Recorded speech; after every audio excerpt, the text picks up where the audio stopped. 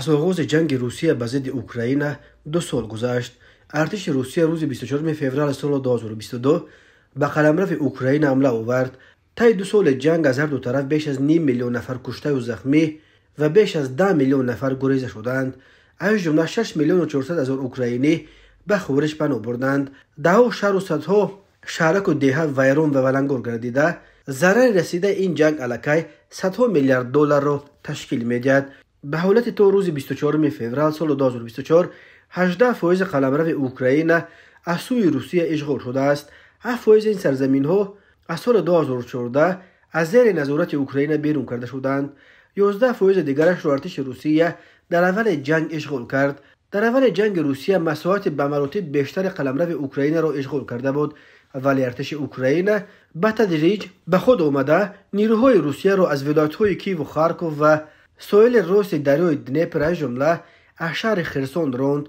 روسیه که نیم جزیره کریم را هنوز سال 2014 مال خود اعلام کرده بود. بعد جنگ اخیر با برگزاری رایپرسی‌های قلبکی 4 ولایت دونتسک، لوگانسک، خرسون و زاپاروژه را به قلمرو خود همراه کرد.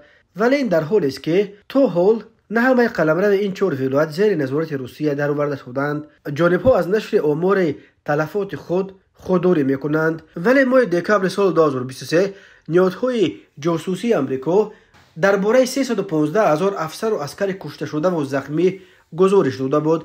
ماه آگوست سال 2023 نشریه امریکایی نیویورک تایمز خبر داد که به حساب مقامات امریکا از جانب اوکراین 70 هزار سرباز کشته و 100 هزار دیگر زخمی شدند و تلفات جانب روسیه نسبتاً بیشتر است. از اول جنگ تا ماه آگوست سال 2023 از طرف روسیه 120 هزار عسکر و افسر کشته و 170 هزار نفر دیگر زخمی شدند. در این جنگ بیش از 100 تاجیک نیز کشته شدند.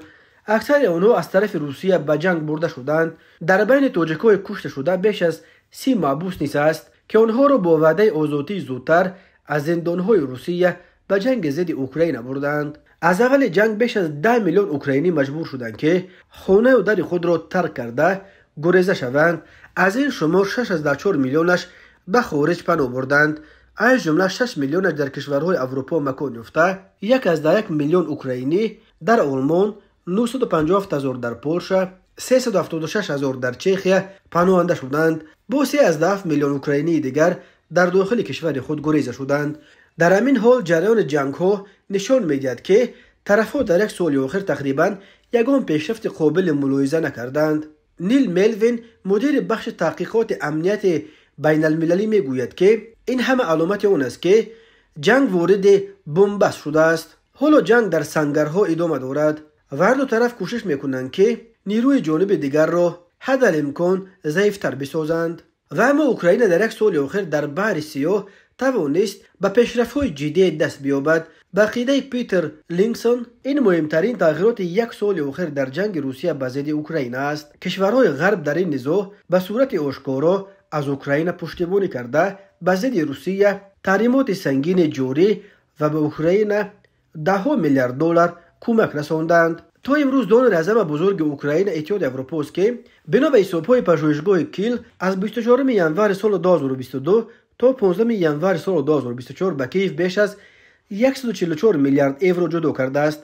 امریکا با 67 میلیارد یورو در جای دوم است، ولی از لحاظ ارائه کمک حربی امریکا به 42 میلیارد دلار کمک‌های حربی تامین کننده اساسی ارتش اوکراین شمرده می شود.